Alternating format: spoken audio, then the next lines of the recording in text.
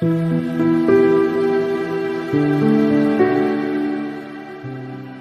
दोस्तों, मैं हितेश। आज इस वीडियो में LIC के मनी बैक प्लान नंबर 921 के बारे में बात करेंगे, जिसमें आपको हर 5-5 साल में मनी बैक मिलता है।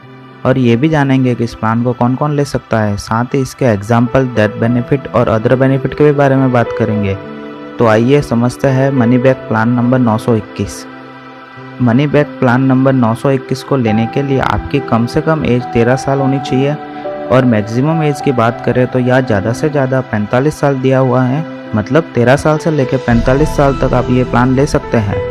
अब बात करते हैं पॉलिसी टर्म की, तो यहाँ सिंगल ऑप्शन दिया गया है 25 साल का। मतलब कि 921 प्लान को लेने के लिए आपको 25 साल ही लेना होगा।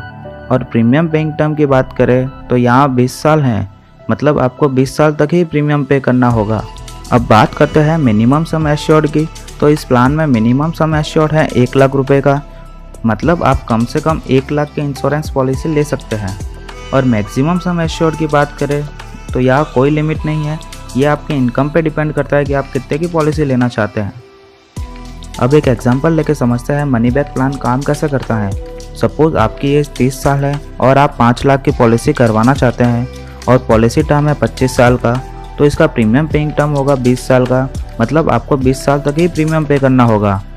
अब हम प्रीमियम की कैलकुलेशन करते हैं तो पहले साल का ईयरली प्रीमियम होगा 30,499 और दूसरे साल से प्रीमियम होगा 29,843 रुपये, जो आपको LIC को पे करना होगा।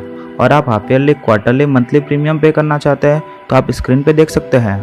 तो यहाँ आपकी एज 50 साल की होगी, तब तक आपको पॉलिसी का प्रीमियम पे करना होगा और बाकी के बचे 5 साल में आपको कोई भी प्रीमियम पे नहीं करना होगा। अब बात करते हैं मैच्योरिटी की, तो जब आपकी एज 55 साल की हो जाएगी तो आपकी पॉलिसी भी मैच्योर हो जाएगी। तो यहाँ पर देखते हैं मैच्योरिटी पे आपको कितना अमाउंट मिल जाता है। तो ये एक मनी बैक पॉलिसी है जिसमें आपको पॉलिसी पीरियड के दौरान हर 5-5 साल से सम एश्योर्ड का 15% मिलता रहेगा। मतलब जब आपकी पॉलिसी को 5 साल पूरे हो जाएंगे तो आपको सम एश्योर्ड का 15% मिल जाएगा, जो कि 75,000 रुपये होता है। और जब आपकी पॉलिसी को 10 साल पूरे हो जाएगा तो 75,000 रुपये और मिल जाता है। इसी तरह जब आपकी पॉलिसी को 15 साल पूरे हो जाएंगे तो 75,000 रुपये और मिल जाएंगे और 20 साल पूरे होने पर 75,000 रुपये और मिल जाता है। तो यहाँ पर आपको टोटल 4 बार मनी बैक मिल जाता है, जो कि 3 लाख रुपए का है। और जब पॉलिसी को 25 साल पूरे हो जाएंगे तो आपकी पॉलिसी भी मैच्योर हो जाएगी। मैच्योरिटी पे आपको लगभग 8,62,500 रुपये मिल जाता है, जिसमें सम एश्योर्ड का 40% 2 लाख रुपये प्लस बोनस 5,50,000 रुपये प्लस फाइनल एडिशनल बोनस 1,12,500 रुपये होता है।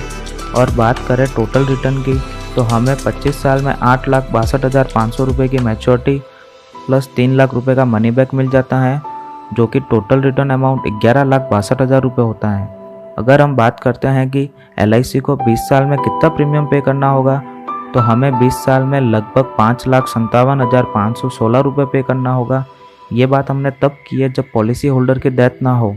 अगर 25 साल में पॉलिसी होल्डर के साथ कोई हादसा हो जाता है और उसमें उसकी डेथ हो जाती है, तो उस केस में उसके नॉमिनी या उसके फैमिली को क्या क्या बेनिफिट मिल जाता है।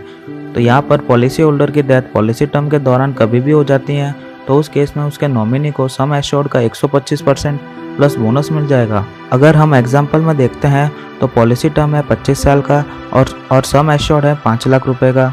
तो पॉलिसी होल्डर की डेथ पॉलिसी शुरू होने के बाद और पॉलिसी मैच्योर होने तक कभी भी हो जाती है, तो उस केस में उसके नॉमिनी को सम एश्योर्ड का 125% 6,25,000 रुपये मिल जाएगा।